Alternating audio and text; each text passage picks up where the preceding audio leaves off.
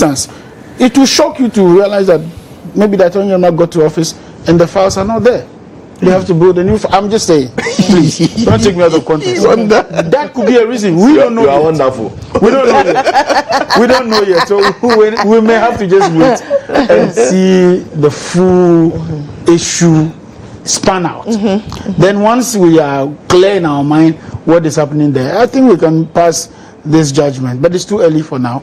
To go along. Because I have heard the Minister in charge of Government Communication, Felix Kwachofosu, say that, well, a number of these cases were just frivolous and malicious persecutions. Okay, so I want to give you a side issue beyond this whole aura. You remember some time ago under our tenure, RLG was accused of some whatever. Do you know it's the same RLG this government gave a deal to? But if you are accused, it doesn't make you a criminal. No, that's what I'm saying. That we should be patient. We're not there yet. Don't pass judgment, because at the time they had passed judgment that the guy was corrupt. The guy was, those are public noise. Those are public noise. Yeah, but this is public noise you're bringing up here now, and I'm saying that.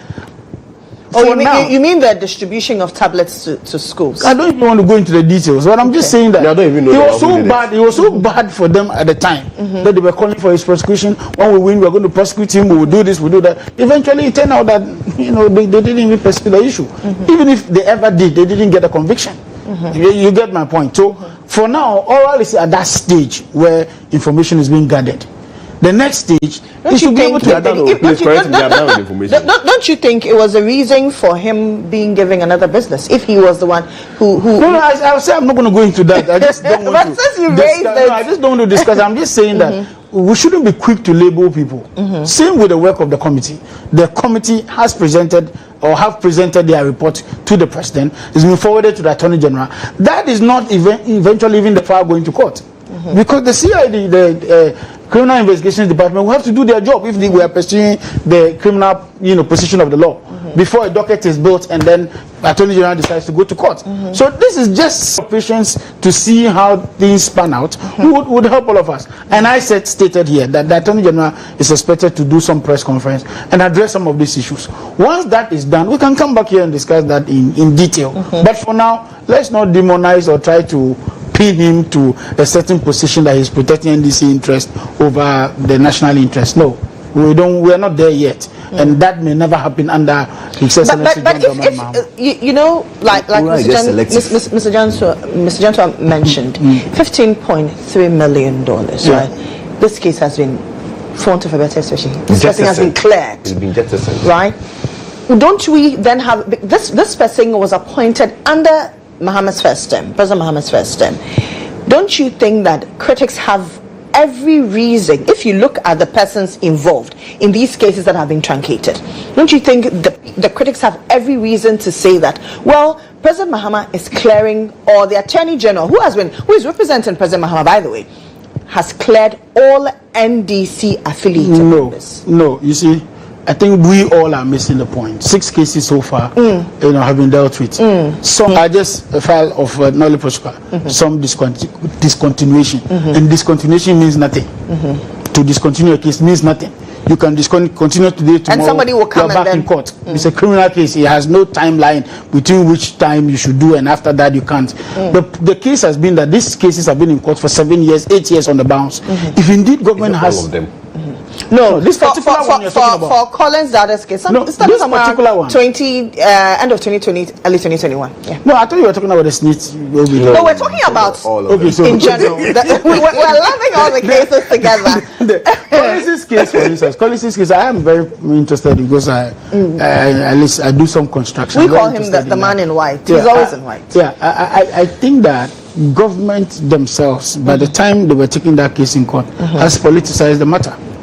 You see, this is where our problem is. When you go political, when you go claiming that something untoward has happened, when you go putting out figures as they did in the past, which I believe that we will not fall prey to, I think that's what happened. In Collins' case, for instance, could have been a very nice case if indeed they had, the documents to prove. They waited in office. The first tenure came to pass. They were in the second tenure when Ghanaians were asking questions. Why are those buildings rotting away? Why have nobody occupied them? And then you go yourself, you drive on the road and you see these buildings and you are at a loss what is happening. Then suddenly government comes up we are told conference and say that the people involved had embezzled funds. When the building has been left to rot, when you leave a building at that stage, a building that has electrical fittings already done, plumbing fittings already done, painting already done, and then you have ceiling and all that done, what do you expect? People will go and steal and pilfer. They go and they steal everything from the building, because cable is one of the most expensive things in any building you want to see. People pull it out. So indeed, you made us lose more by not putting in place the right structures. You remember Sam George, Honorable Sam George had to do a press conference on that matter. Even took people to the grounds to see the work that was done. So indeed, they themselves shot themselves in the foot by not prosecuting the issue as quick as possible. You were in office for 4 years. First 4 years, nothing was done. Just when you're about to hand over, 2 years before you hand over, you have certainly found some gargantuan corruption around the issue and you want to investigate it. So be it if you found the evidence. But as we speak, nothing.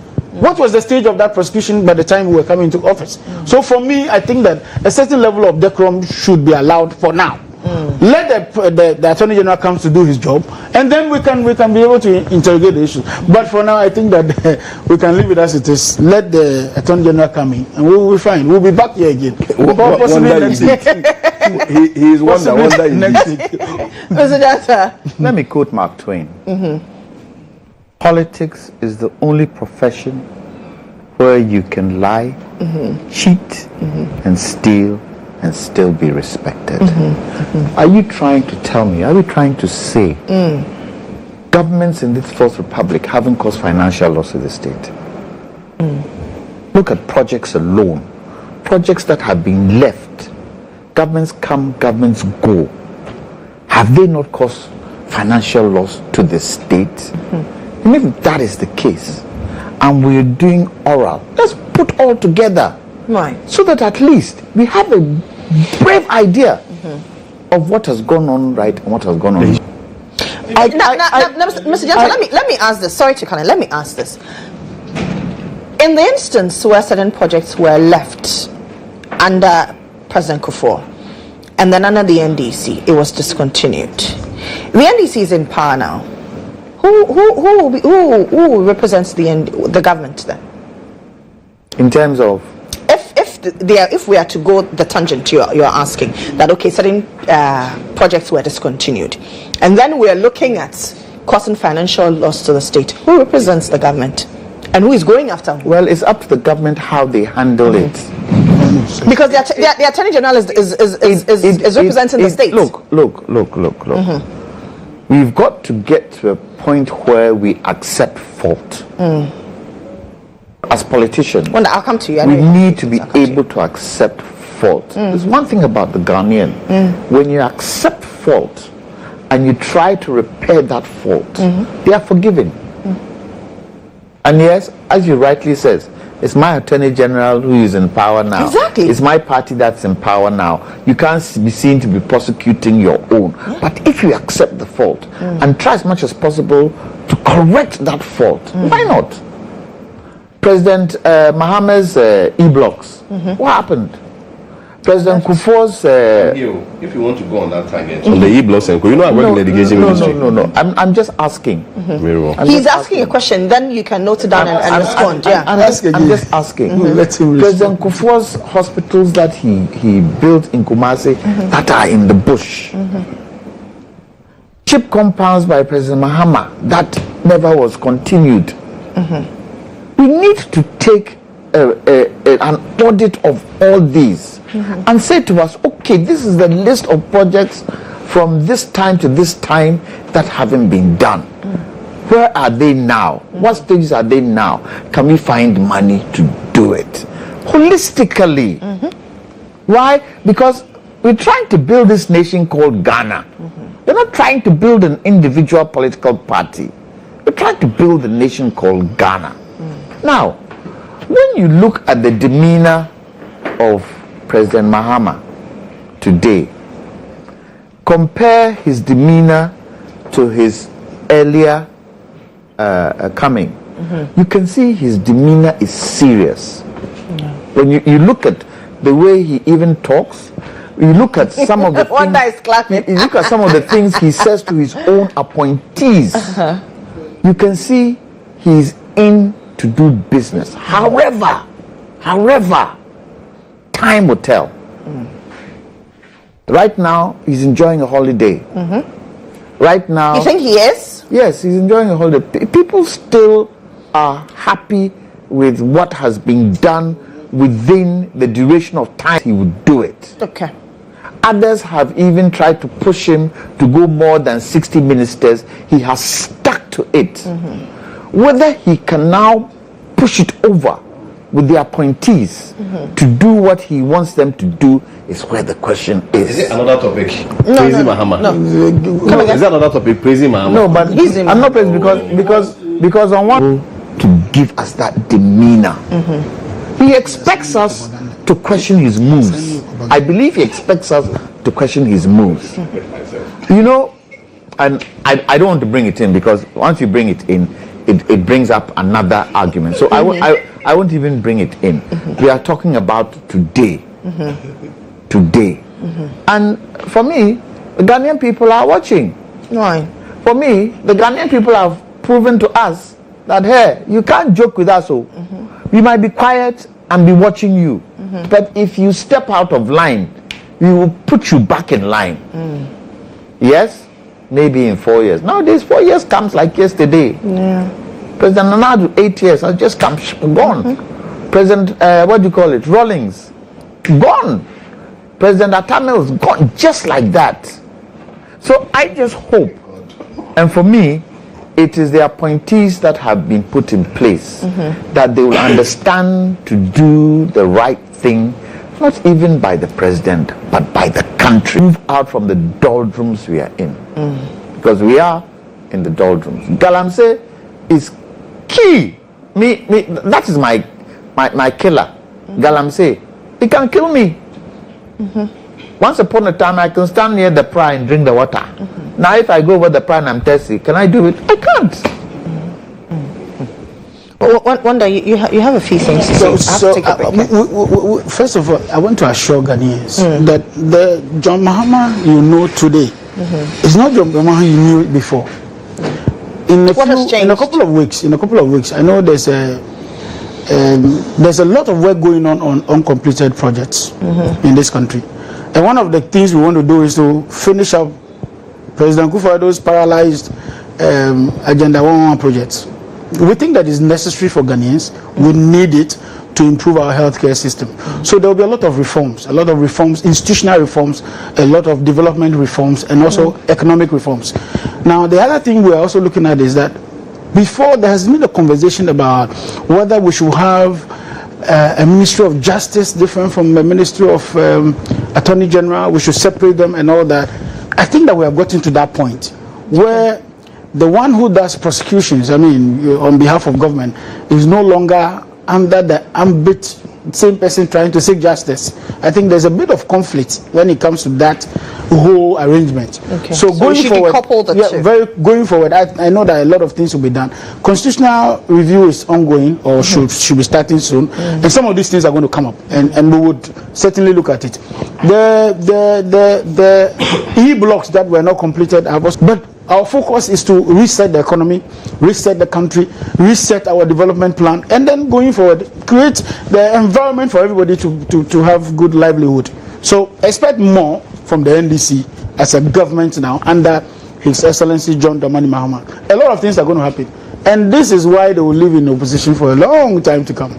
Because what we are going to do is a novelty. It's not something that has happened under the 1992 Constitution ever since we returned. So we are expecting a lot. We may not have the budgetary concern. That's why we want to block the holes. The leaking pipes. We want to block those access and then get back on course. Look at, we've been complaining since the MPP came to government. Motorway, for instance, we were complaining about that for many years. Then the MPS deal was signed. The MPS deal was signed in couple with the motorway expansion and the harbour expansion. The phase 1 of the harbour expansion was done by John Mahama. They came to government. They have been clearing the side of the motorway for 8 years. Nothing has happened. These are some of the things we think that when we do, and I'm talking about the NDC government does, we'll lift up the economy of this country. You know, the volume of load from Temaport all the way through to the N1 road, all the way through to outside of this country, even internally. So there are key developmental projects that the NDC would do, even if it means finishing or continuing what they left behind. We will gladly do that. We are not going to be selective over this issue. Okay. Let me take a break here. I hope with the roads, you are not going to just finish the road and say you finish without putting the safety devices on the road before you hand over. No, because that's that what has been a challenge. That's because in Rollingstein, before you hand over a road, all the road safety devices should be on the road. That's and true. You know the road is that's complete. True. So I hope we don't go down that line. No. All right, let's take a break here. When we return, we'll talk about President Mahama's first 30 days in office. Are you impressed so far? Let's talk shortly.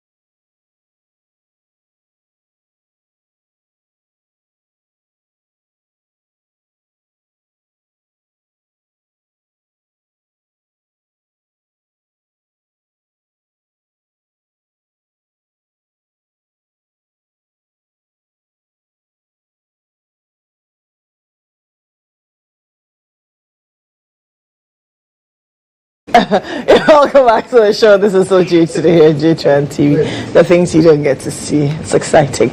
My guests are still in here. Kwame Janto is a member of the Convention People's Party. Wanda Madilo is a member of the NDC, which is calling for his reason behind those truncated cases. We also spoke about Oral. They've presented their report to President Mahama, and then who's forwarded them to the Attorney General. Let's talk about President Mahama's first 30 days in office. About 22 things that his administration says that they've done so far. Are you impressed? Are you out there impressed? Let's hear from you. You can send us your thoughts and comments. We're streaming live on Facebook and on YouTube as well. Mr. Jantwa, let me start with you. Hey, after you didn't give me even time to even address because we're going for break. This is spoken. Don't worry. You have a lot of time. I don't have a lot of things to say. No, you spoke on the abandoned projects. I didn't even have but you didn't want to say anything. No, I wanted to when we went for break because these days I'm very careful. And please go ahead. Please go ahead and ordinarily, especially on the e-blocks, you have something to say about it. I mean, ordinarily, and even to be fair, I was supposed to be given a double portion of time that you give to this. Because he raised his hand. The reason is, you say because he spoke a lot. No, the reason is that it appears we are having two representation here because sometimes I don't really get the distinction between what another judge is saying and what Wanda is saying. Oh, you think he's speaking in favor of the NDC? More or less. That's the message I've been receiving. It's not me. But you are here. That's the message you are receiving. But you are here. No, you are here. What is your assessment? I mean, So let me ask a question. If I now support President Akufo-Addo, am I MPP? I mean, throughout my communication, I've never heard you support. If you're serious, am I MPP? I don't think it's fair. I'm not sure. I don't think it is fair to disrespect Syria College. No. Go for MPP. There's no disrespect. But to say that by Syria College thinking for me, no, I didn't say that. You have to apologize to them. No, please go so that we can run. Please go.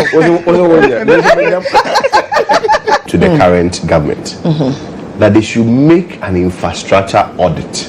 Okay. In all sectors of all abandoned projects, so that we know that is a document that we have as a state. I am aware and I know they cannot finish all of them because when we came into power, education alone. I remember one time I went for a presentation.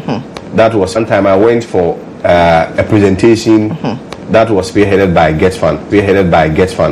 And within the education sector alone, when we took power in 2017, they had made an infrastructure audit and they have counted more than 7,000 projects that were abandoned. Of course, not from only NDC system, but even predating President Kufuor's time. As at them, that was around 2021 when I went for that presentation. They said they had been able to build about, I think I don't really recall the figure, but it was an excess of 3,000 of them. But I mean, granted that it was even 3,000, it means that even education alone, as at 2021, there will still be a deficit of about 4,000 in GHOne under GHOne, the audit that they did. So for me, I am making a humble appeal to the President of Ghana, Mr. Mahama, that we should have a comprehensive report that captures a detailed audit of all our infrastructure projects, particularly those that has been abandoned. We know he cannot do all. He does his part, and then other government also comes and continue. Because for me, I am not an engineer. I'm not a contract expert.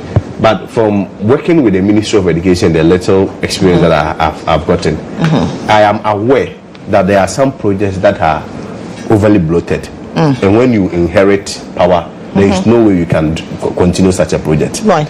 There are some projects that economically will not make sense, particularly a project maybe has been abandoned for lack of funds for the past 5 years or 6 years or 10 years. When you inherit such a project, when they come for renegotiation or evaluation alone, it will interest you to know that the cost of that abandoned project may even be more than an ultra-modern and much enhanced form. So when we talk about abandoned projects, we must look at it in a very detailed conversation and not necessarily, every A project A has been abandoned, project B has been abandoned. For instance, I'm going to give you a classical instance about the E-block. The E-block originally was a World Bank project. Those that the World Bank paid for, I mean, off-head, I don't have them. Dom Kwabenya. Very fantastic. That school has been overly subscribed. But there were some of the projects in other areas. You know, most of these projects, because of the political environment that we find ourselves, a lot of them, when you are also citing them, sometimes you need the input of the members of parliament. They may situate it even in a place that the project may not be necessary. So some of them were at places where they were not necessarily even accessible to students. You may have to get a bus for them. Some of them we have to construct boarding facilities to them. And most of them, from the 31 and the other remaining that you had to add ancillary facilities, you had to get new monies for them. So the fact that somebody has said we started 120 or one something e-block projects does not necessarily mean that when you come, you must at all costs finish all of them. You have to take them each case by, one by, treat it based on the independent factors that they present. That's why I'm asking for. And locations were equally exactly. That's why I spoke about the Kwabenya one. Very fantastic. But there are other ones that were sitting in the bush. You put students there, the next one and they are all not there. In that case, you cannot continue to. Couldn't we then have considered adding boarding facilities? Yeah, that's why I said that most of them we added ancillary facilities, including boarding, bars, and other things to be able to. So when people say they abandon the project, they abandon it's not that simplistic. If you have had, it's not that simplistic. If you have had the opportunity to serve in government before, it's not that simplistic. That's why I am calling for a detailed and forensic report on all infrastructure projects that had been abandoned. You see, the fact that you hear a project has been projects that had been abandoned. You see, the fact that you hear a project has been abandoned does not necessarily imply that there's government who came to inherit it treated with bad faith. Of course, I know that there could be circumstances where people may not be interested with bad faith. Of course, I know that there could be circumstances where people may not be interested. But you have to look at the factors that is around that very project. Is it cost worthy? Does it make economical sense? Is the budget over bloated? When you are doing revaluation, is it something that you think it will be in the best interest of the state? Let's get that comprehensive document. If he's able to finish 5%, we know that he has been able to finish 5%. But when we make a very sweeping political statement that all our projects were abandoned, we are coming to continue, we'll continue and let's see. When other people have the opportunity, we'll also be able to tell you that B project were not done. That's why I give the example of the GHOne one. It predates even back to President Kufuor. Projects were not done. So let's have that document. We'll be able to assess him based on how many he has been able to do. We talk about projects. You go to basic schools alone. There are about 5,000 schools under trees.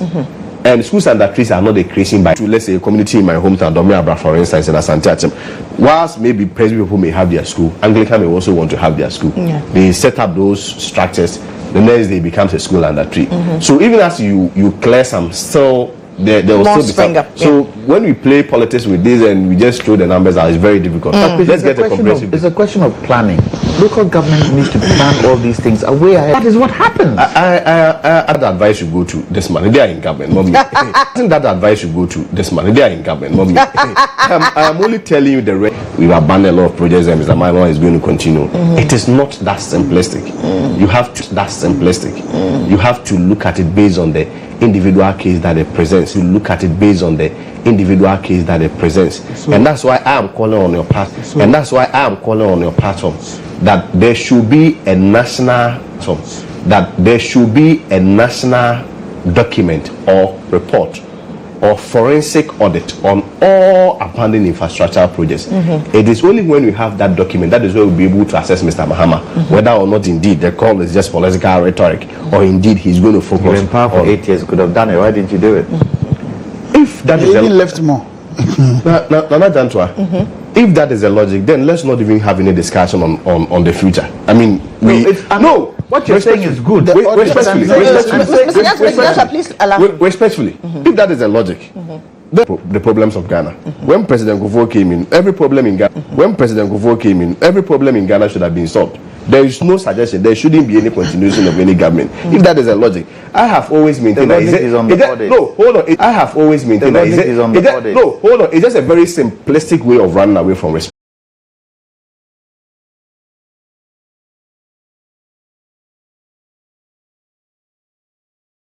I'm saying that.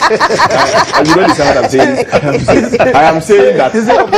I am saying. You see the reason why I put that in. You see his corner. No, you see the reason why I'm putting that in. You see, I have heard so many political rhetoric by Mr. Mahama. Our project has been abandoned. This project was abandoned.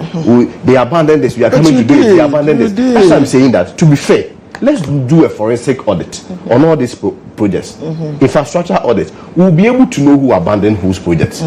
In terms of quantity. That shouldn't be the focus. No, they don't play politics with it. No, that shouldn't. You see, I was even being charitable. I'm in the position. I should have been playing politics with it. That we should do the audit and get to know who abandoned who. I didn't even throw on that line. I'm saying that let's do the audit, assess you on based on how many we're able to address. Then based on that, another government also comes in. You see, I've given you enough time. Because now you see, I've given you enough time. I've given you enough time, right? Because they interjected, you have to deduct all those things. You're not just interjected.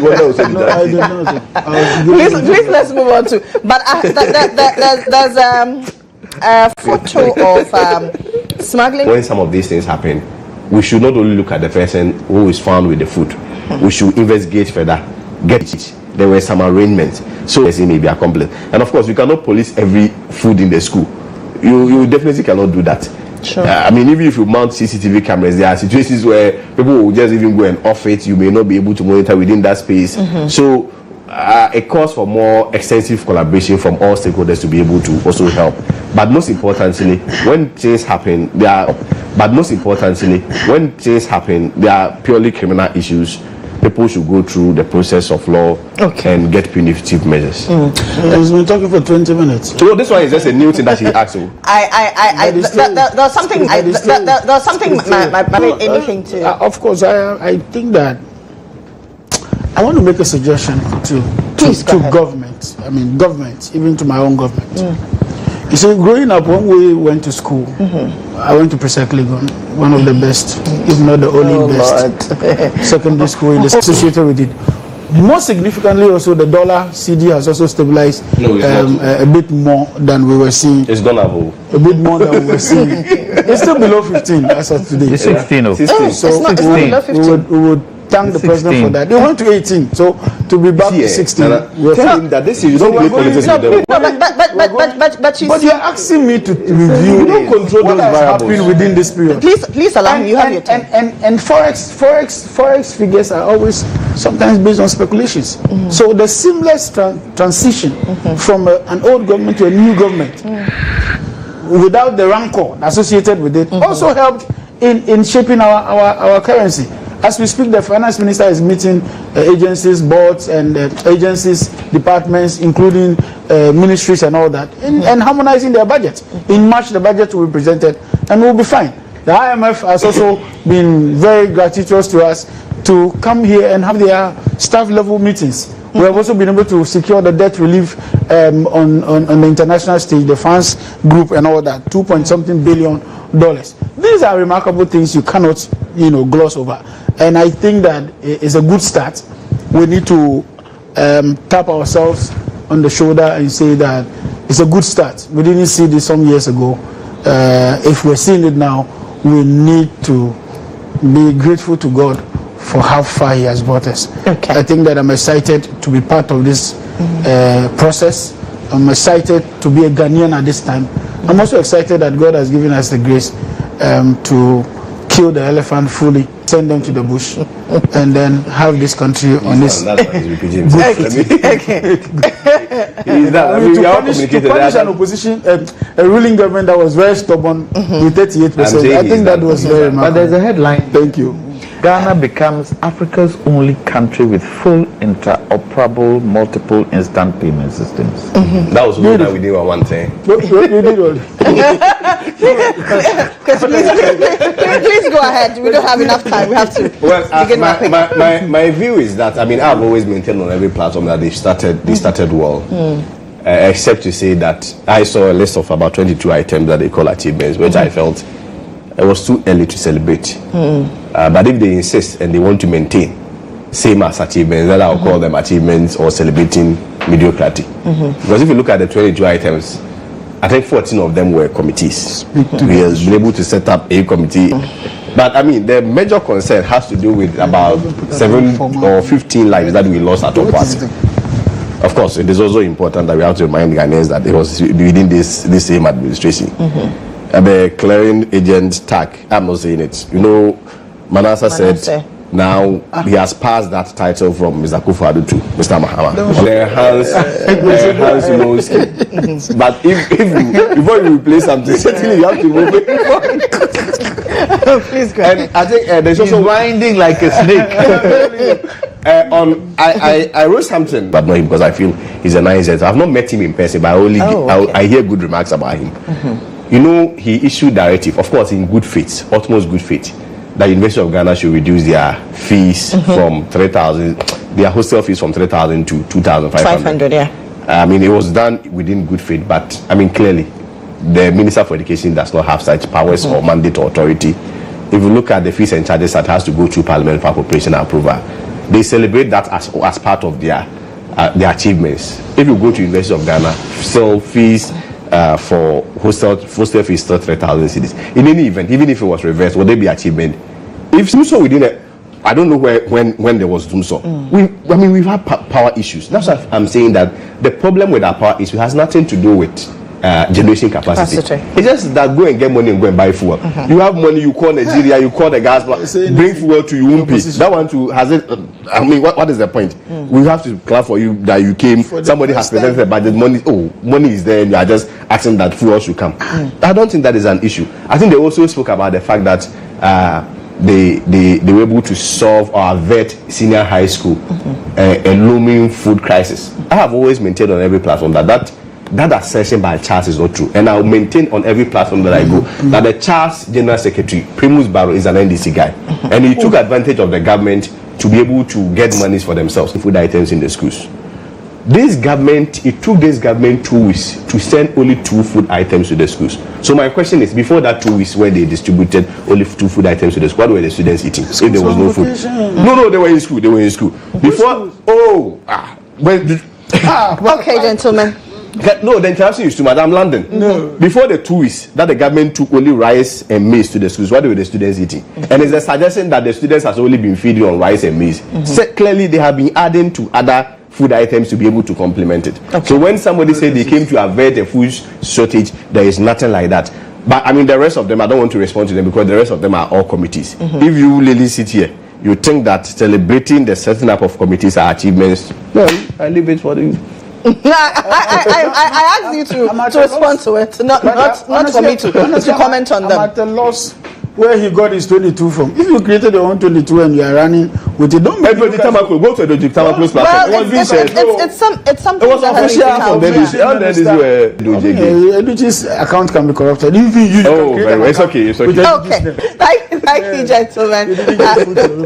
We're out of time. I personally call for mention. Our Switzerland branch, I want to salute them for the good job they've been doing for all this while. Okay. Switzerland for your Chamwati. Mumbai more cash. Please, they should give him appointments. Now he has become. Are you now an advocate for him? No, this whole thing boils down to interest. You think the chiefs that are following people for vetting? Why? His interest. Now he's my friend. If he gets appointments, as a member of the I can go to his office. Wanda Maduro is a member of the NDC, and Kwame Datta is a member of the Convention People's Party. I am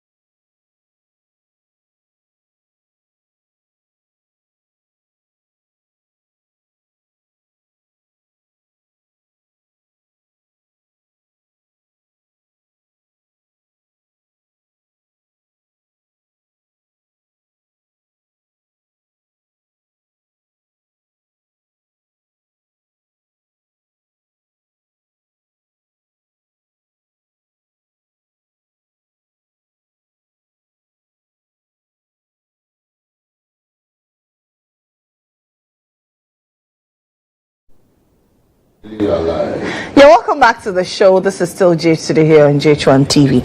Let's do some celebrations now. Valentine is just around the corner, and I said this earlier. Those of you who are boolless like me who celebrate Valentine, and those with booze, you celebrate Valentine. But it doesn't matter. We can still converge at one place and have a celebration. So let's join our hands together at a duvet experience. It's happening at the Elisa Hotel on the 13th and the 14th. On the 13th, if you're a vendor out there, you want to sell your wares, come grab a slot and then you can sell your wares, romantic gifts, whatever it is that you want to sell to the public. Slots are open. And if you want to enjoy dinner on Valentine's Day, for 500 cedis, if you're single like me, you get to enjoy a beautiful candlelight dinner. And then for 950 cedis, as a couple, you get to enjoy dinner. Maybe you find your significant other there. You never know. But as we are celebrating, let's celebrate a transition. AUCC is now AUCB. And I am wondering how alumnus like me will be mentioning the AUCB going forward. Pretty shortly, I'll tell you why it is now AUCB and no longer AUCC. For those of us who attended AUCC, Sangoki, Eko, and myself, now we have to start practicing AUCB. It is now African Communication and Business School. African University of Communication and Business. That's kind of a mouthful. And we love that AUCC. But I guess this morning, my lecturer is here, so I better behave. Nada Sunday Champo is Director, Amate Edu Center for Creative Writing. Yes, AUCC. Well, it's still AUCC. Dr. Phyllis Fish is the Dean of the Business School at AUCC, and Dr. Jim Farah Awendo is the Director of the Dean of the Communication School. Good morning, gentlemen and lady.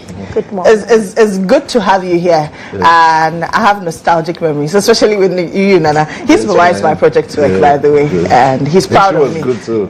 Thank you. But let's start with the charter that makes it now AUCB. How much of a good news is this? Oh, it's good news. It's like the birth of a baby. It's like graduation. It's like validation. It's like being told you're good enough and given authority to do what you have to do. It's like having equal standing with our former mentors that we can do collaborative work with.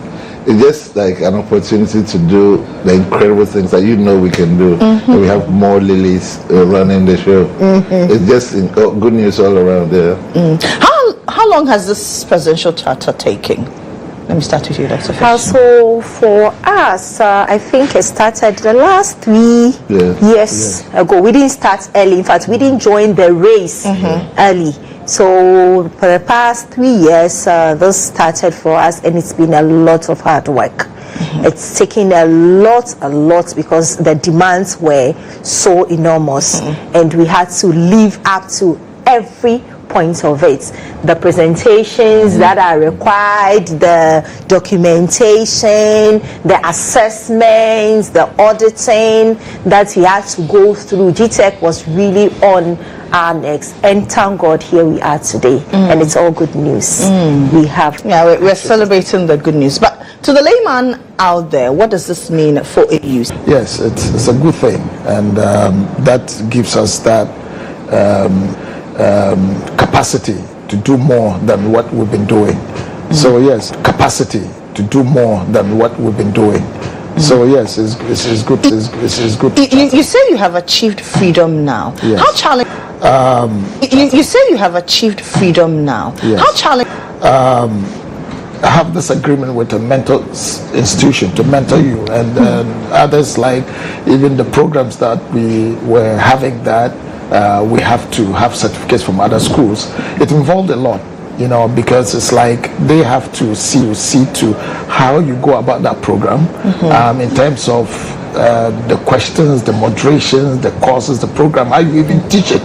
They had a hand in it, and not just that. We also paid for those services, and for us as a private institution where our resources just dependent on student fees, you can just imagine all that money went into that kind of thing, and then to GTech and all that. So it actually dwindled our resources for some PhD. We are considering some PhD programs, and then MPhil programs, and then in communication. Currently, we only have the MA as in the graduate school for communication, but we are looking to bring in MPhils, MSc for communication, PhDs in communication too. And So interdisciplinary stuff too. Yes. So business and communications and digitized stuff. additional communication programs, Right. like strategic communication, development communication. But there are more. Like if you look at what's trending, they include all that, so that we answer to the needs of the industry. Talking about the needs of the industry, how has the educational sector or industry evolved over the years from where you sit, Nana? Evolved. Yeah. It was deteriorated. Really? Yes, but How so? because look at the number of unemployed graduates. Are there any new innovations from graduates, apart from those from AUCs, for that matter? So Yes, basically, tell them. if you look at it seriously on a big scale, the numbers don't say much for progress. And I don't know if my senior colleagues were Dr. I think things have been terrible. I think I agree with Nana on this. In as much as we have a lot of innovative programs on the market today, and which we are looking to also join. I will agree that much is not seen of the students we graduate year on year. So it's like we just maintaining the status quo, where they come, learn, and unfortunately, those who are already on the job or have a job, they just go and continue doing the same thing, because there's no progression, there's no space on employment, and we're also not encouraging a lot of entrepreneurship, whereby we can also think of doing something on our own after we graduate. To just understand what she just said, it's so painful and that kind of thing, and the students come out and get a job. So it's a multifaceted problem. If the economy is bad, and you expanded education, where do you expect the kids to go? Or those who complete school, where do you expect them to go? If businesses are not expanding, the economy is not growing, resources are not being utilized well, and all that kind of thing. I don't want to go into other things, but everything goes with the economy. If a country is good, is rich, things are moving. Yes, people will employ more, people will innovate, people will create jobs and stuff like that. But no increase in job creations and all that. So where do you expect people to go? So we come out with very good creations or innovations and that kind of thing, but they get out and then there's nothing. They can't even do a simple startup. There's nothing. So it's painful for us to see them just go out and wither. Let's come back to the charter. We understand there's a launch. Yes. When does it start? How many days? It's a 4-day celebration, and it's starting on Thursday, 13th February. The official. That's pre-Valentine. Yes, so we're starting on Thursday, exactly 10 o'clock. We're having the official lunch. And then after the lunch, we also looking to have a photo exhibition to tell our story, how it all began. The journey of AUC, that is AIJC to AUCC and now AUCB. So the pictures will be telling the story. And then later in the day, we're looking to have some interaction with media. So we can tell our story. We cannot sit here and tell it all. So that will give us the opportunity to spread or shout it loud to the world where we've come from. Will be the street activation, where we go on the floats, the place we love to be. And after that, after the float in the evening, we are looking forward to seeing you and yours that is there, our proud alumni coming together. We're having a homecoming for all of you. And then at that ceremony, we're also going to have a recognition all for recognizing the people who started it and who have brought us this far. It didn't take just one man, it didn't take just Science Day, we splashing Accra orange, not red. What we know how to do best, what we've been doing all around God. And data is all white or anything white or anything AUCC or AUCB. Just to say thank you for bringing us this far. So anybody is invited? Everybody. Everybody. Let me take your final words, Nana. Oh, just that, what you symbolize, what Portia Gabo symbolizes, what Beatrice Senajo, Abba Moses, all these, they went through the grind, came out better, discovering themselves, and now we have more opportunities to see more of you. So anytime, wherever you go, just spread the word and let's do this. Absolutely, absolutely. Dr. Window? We're celebrating our progress and our success. So, I mean, reaching this milestone. So we invite everybody to be there to celebrate with us. Yes. All right. So that's Dr. Jim Farah Window. He's the Dean of the Communications School. Dr. Phyllis Fish is the Dean of the Business School. And Nana Sandy Echampo is the Director of Creative Writing. You have to say Sandy. Can I just shout out like President Blankson, incredible work. Adjoa Dodo for this is the new University Relations Director. Oh, okay. And Afronova Radio, Kobran Ketia Center, Amatedi Center, the Business Development. You should come back. Students. And including the alumni. All right. We're back shortly.